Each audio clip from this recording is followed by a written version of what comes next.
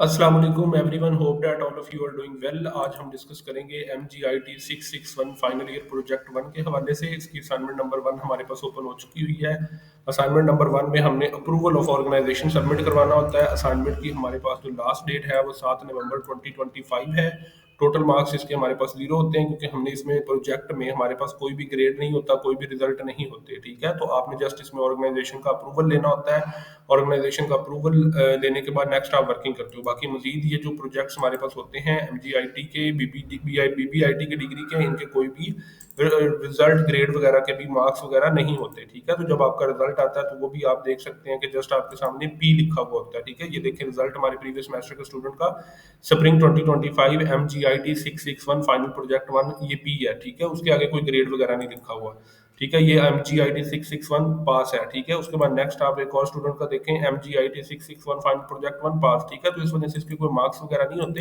ये हमारे previous semester के स्टूडेंट्स के रिजल्ट्स थे।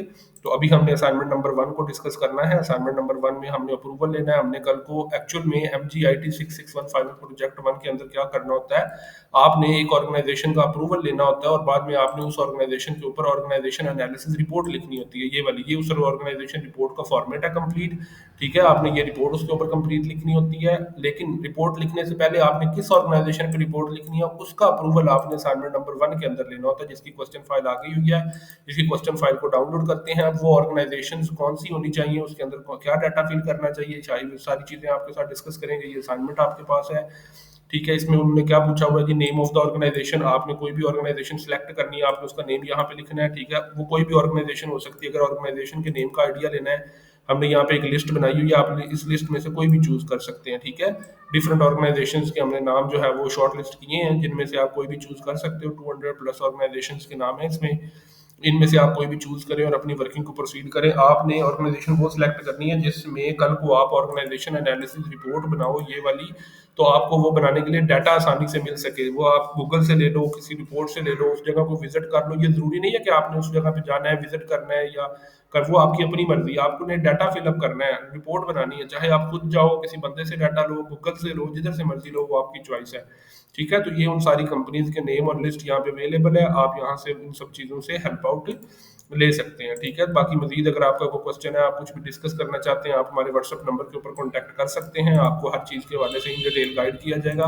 आपका जो कोई भी क्वेश्चन होगा, आपको प्रॉपर उसके हवाले से समझाया जाएगा, बताया जाएगा।